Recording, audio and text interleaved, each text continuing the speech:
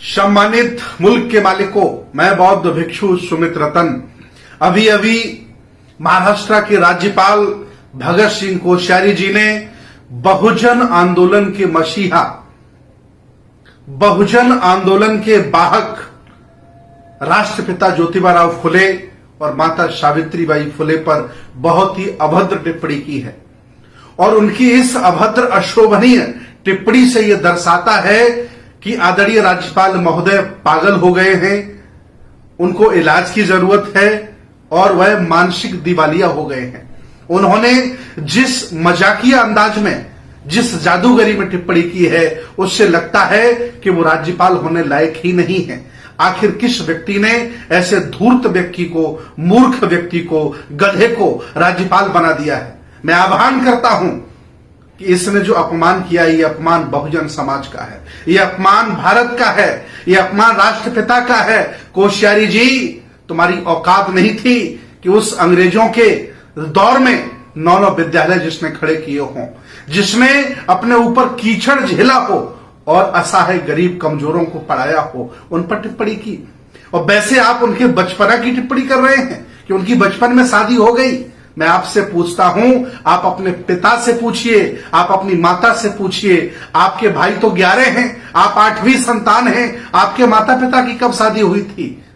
जब भारत पढ़ा लिखा नहीं था, तुम्हारे गुरुकुल की वजह से, तुम्हारे ब्राह्मणवाद की वजह से, तुम्हारी अज्ञानता की वजह से, क्योंकि तुमने शिक्षा के दरवाजे बहुत लोगों के लिए बंद कर दिए थे। उस समय बाल विवाह होते थे, बचपन में शादियां हो जाती थी। ऐसी टिप्पणी करके आपने ये दर्शा दिया है कि आप मेरिट वाले नहीं हैं, थोपे गए नेता हैं, आप बनाए गए नेता हैं। वैसे कोश्यारी जी, मैं आपको बता दूं, जिस पाठशाला से आप आए हो, उस पाठशाला में कोई ऐसा महापुरुष नहीं है जो सावित्रीबाई फुले के बराबर बैठता हो, ज्योतिबा फुले के बराबर हो, जिन्होंने इतना संघर्ष करके देश को क्या नहीं दिया। आज उन पर अभद्र टिप्पणी कर रहे हो, तुम्हें शर्म आनी चाहिए, तुम्हें पानी में डूब करके मर जाना चाहिए। तुम्हारी हिम्मत कैसे हुई देश भारत को गाली देने की, बहुजन समाज को बुरा भला बोलने की?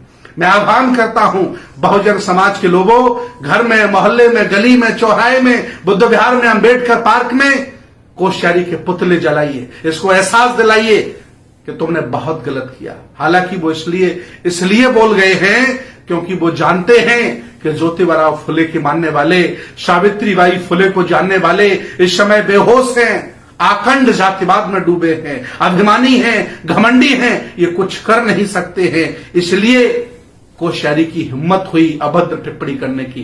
कुछ भी बोलने से पहले 100 बार सोचता।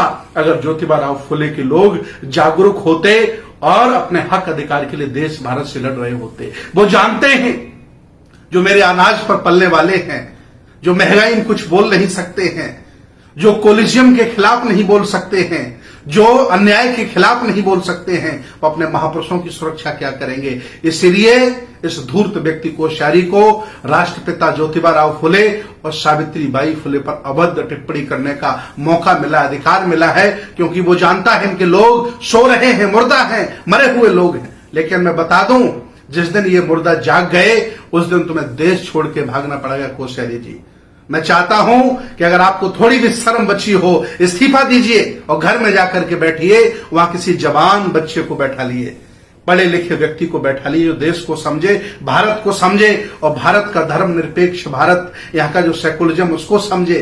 क्या ये हिंदूवाद फैला के रखा है तुमने? देश भारत को बर्बाद करने पर आप लोग तुले हो। पूरी दुनिया में युवा नेता होते हैं, भारत में बूढ़े लोग नेता होते हैं और युवाओं को पेंशन देते हैं। इन बूढ़े लोगों को जो मानसिक विकृत हो गए हैं, घर में नातियों के साथ आराम करने की जरूरत है, राज्यपाल बनने की जरूरत नहीं। होश में आओ कोश्यारी जी। जिस दिन ये समाज जाग गया, तुमको दौड़ा दौड़ा करके पीटेगा और तुम्हें देश से बाहर खदेड़ देगा। ये देश तुम्हारी जागीर नहीं है, ये बहुजन समाज के राजा महाराजाओं ने ये देश बनाया है, अपने खून पसीने से सींचा है। तुम्हारी हिम्मत कैसे हुई ज्योतिबा फुले और माता सावित्रीबाई फुले पर अभद्र टिप्पणी करने की? शर्म करो, शर्म करो, डूब मरो पानी में।